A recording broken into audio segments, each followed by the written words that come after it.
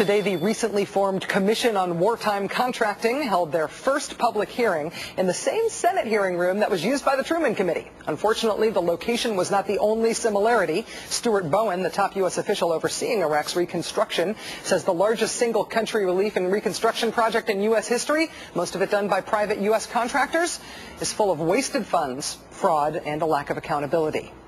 Well, at least we're learning from our mistakes, right? Actually, no. Despite the failures in Iraq, Bowen says we are making many of the same mistakes again, this time in Afghanistan. Joining us now is Paul Rieckhoff, Executive Director and founder of Iraq and Afghanistan Veterans of America. He's author of Chasing Ghosts, a really good memoir about his time serving in Iraq. Paul, thanks for coming back on the show. My pleasure, Rachel. Good to be with you. Does this count as a Truman Committee type effort? Is it worthy of that? It is.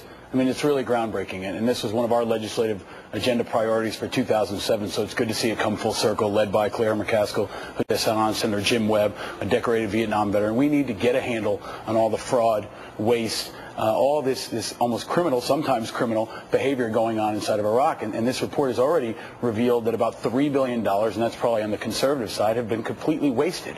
That's $3 billion that could have gone to body armor, it could have gone to new Humvees, it could have gone to the GI Bill. Every dollar wasted in Iraq could have gone directly to a troop on the ground or a veteran coming home. And that's actually $3 billion is more than the Bush administration originally planned to spend on Iraq reconstruction at all, and that's the amount that was effectively set on fire.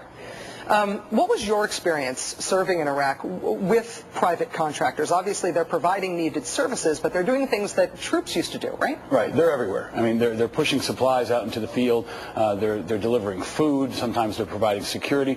The involvement of contractors is really an unprecedented level. They've never been this involved, this deep into what we do on the ground in a combat zone. So I saw them doing all those things, and I remember tons of cash being thrown around. I mean, there was cash in the green zone. Guys would come in from the CPA and hand off a bucket of cash and say, go pay all the people at the water treatment plant. Anybody who'd been on the ground, especially in 03, 04, saw that as the security situation deteriorated, especially, this stuff was rampant. So there were a lot of people on the ground making money, and already there are 154 criminal investigations open right now. So those need to be followed up on. People need to be held accountable, and people will probably go to jail. It's the opportunity cost of that money being wasted rather than being spent, if only, on equipping our own troops who are there, but it's also this issue about whether there is a national security liability and us being dependent on people who can't, and companies that can't really be ordered in the same way that American troops can be. Right. You can have combat engineers, you can have other military folks doing the same things that these contractors are doing. It would take us a while to wean away from them, and I hope that we'll see that happen in Afghanistan as we shift troops over there.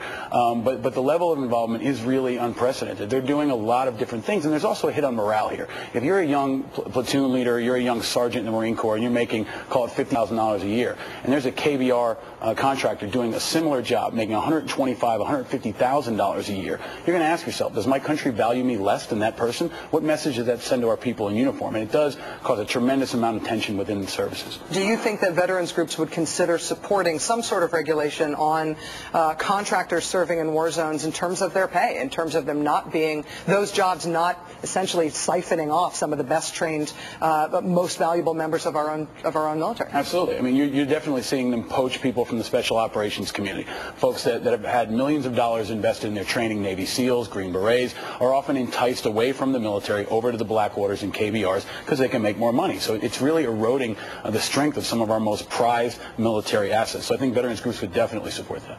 Paul Rieckhoff, Executive Director and founder of Iraq and Afghanistan Veterans of America. How's the Community of Veterans website going? It's going well. It's going well. And if you need help, if you're a veteran coming home, check it out, communityofveterans.org. Thanks. Sort of a Facebook for veterans. Absolutely. Thanks, Paul. Great to see you. Thanks, Rachel.